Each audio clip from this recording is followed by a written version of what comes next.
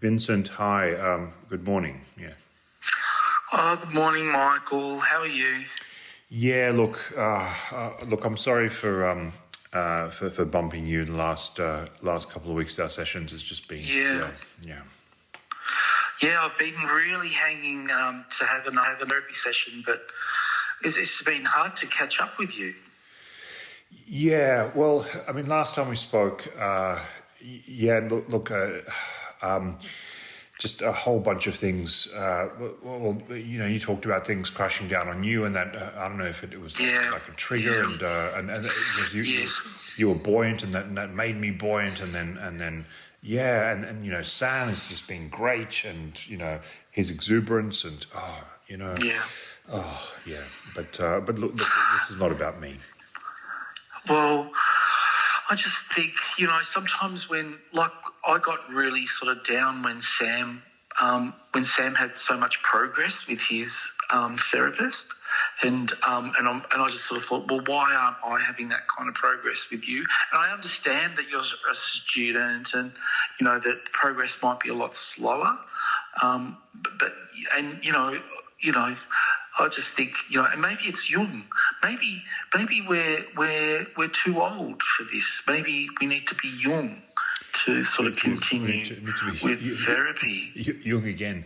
No, that's right. Yeah. And I have been exploring other methods, other milieu, so to speak. And look, I've been reflecting on. I mean, you talked about your fear of phobias in the last session. I've been building up a few phobias because we're coming up to renovations, and there's a few things I don't want to do. So I've developed a fear of handles, which I thought was quite handy. Interesting. We'll need to come back to it, because we did discuss the what we therapists call the doorknob moment, which is before, but we will come back to that, and we will need to start the session proper. But listen, the thing that's been kind of preying on my mind constantly is this thing that I have, that it's like a. It's like I think maybe you mentioned it, and maybe that's what kind of this fear. I think you said it like fear of being left behind. And it's sort of my dreams are, like we don't do Freud anymore. We don't do that. And but there's something in my childhood that sort of suddenly came to me. It was like this thing that happened when I was very young, it was this is back in the old country where I was. I don't know if you know that. Well, I think you do. But I was born and raised to an extent in what was the Soviet Union back then, the Soviet Union was obviously like socialist, communist, I was, I was raised in you wouldn't call it a working class family, but both my parents worked, Yes. And I was kind of like a latchkey kid, which is what they call it over here, So I was from a young age, I would bring myself home and open the door, and so I was like a latchkey kid. And there was this one thing that once happened where I was at like a kindergarten or something. It's very vague memories, and there was like a mix-up.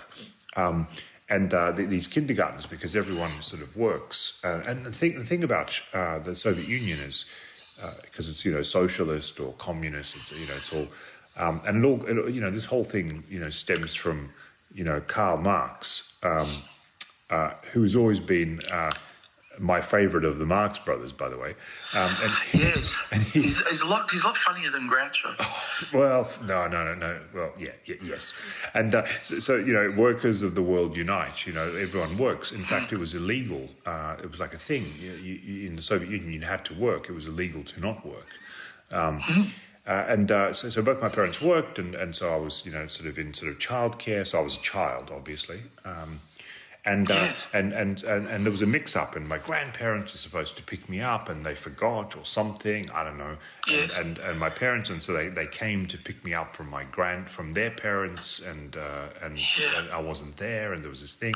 But in the meantime, this kindergarten thing is where kids sleep over because parents work night shifts, so they just put me to bed. It's terrible. Anyway, so I was like stuck there. I was like, terrible. And so my parents finally rush in, like they save me, but in the meantime, I've had this period of this fear, and I think this is where this. Anyway, so it kind of brought me all this kind of this gushing, these memories brought me to this, this fear of missing out, FOMO. Fear. Well, yes. Fear of abandonment. Well, and just fear of. Do you like sleeping overs and stuff like that? Well, no, I've always been terrified of sleepovers. That's the thing. So people say, "Hey, come over for a sleepover." I was like, "No, thanks." No, I've never slept over, and that's a funny thing. Actually, funny you should mention that. I've never liked to sleep over. No. So it kind of brought me to this thing, this fear of abandonment and FOMO and all that sort of stuff. And I was thinking about, the possibility that you and your partner might possibly be taking part in the Mental Olympics. Oh no, she's not going to do that. She's not. No, she's not interested. She's not. She couldn't think of anything worse, she said. Well, I don't know. I'll work on it, but no, she's not. At this stage, she's not interested. Yeah. Well, do you know, Vincent? I have to say, I'm relieved in a way because for a number of reasons. I'm relieved, firstly, because in terms of competition. Yes. All the great teams, doubles teams, have not been romantically involved. Yes. Look at, Torval and Dean. Yes. Right. Torval and Dean. There was definitely. Sam, be quiet. There was definitely a degree of tension. Frisson. Yes, frisson. There was as Freud, if we were doing Freud, would say, maybe some sublimated desire. Sublimation. There was some sublimated desire, but they weren't shagging at the time, or ever, according to them. Yes. And then you look at all the gold, silver, and bronze medalists in the luge and the bobsled. Yes. They were always. They're spooning, at the event, but nothing went on as far as anyone knows. Off the course, so to speak. Yes. And that's the way. So for you and your partner to then engage in a couples event, a doubles event. Sorry, couples. That's a faux pas, isn't it?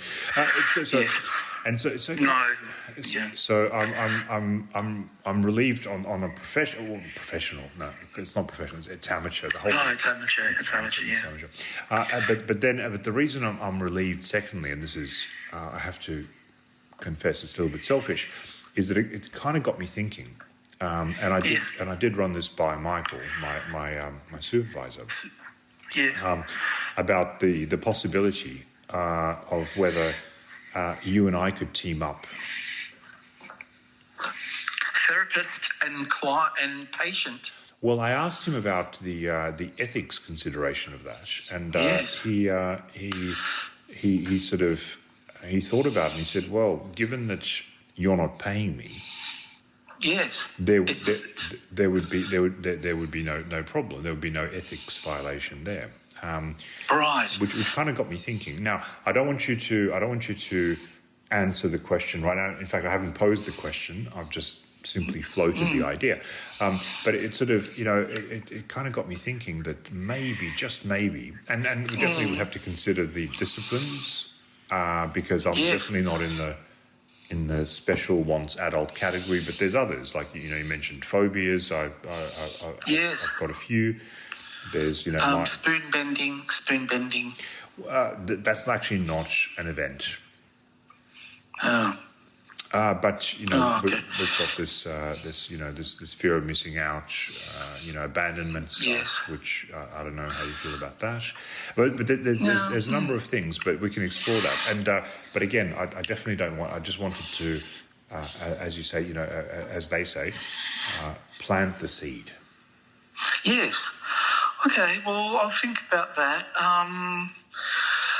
Yes. Well, I don't know what to advise you on in relation to your feelings of abandonment and these memories that you have. I don't know. I just think, like with anything, if you just confront a problem head on, why don't you just go to like Beds R Us or some sort of bed wholesaling place and just sleep there? That could solve your problem. Just tackle it head on. Just headbutt the thing. Headbutt it. Just sort of, get in your pajamas, go to a bed wholesaling place and just fall asleep. I've thought about it, and it's a real dilemma. Like, do you go there in your pajamas or do you go there and put your pajamas on? That could be. Do you think? Can I ask you a question? And please answer honestly. Please do. Do you think I would be a good therapist? Well,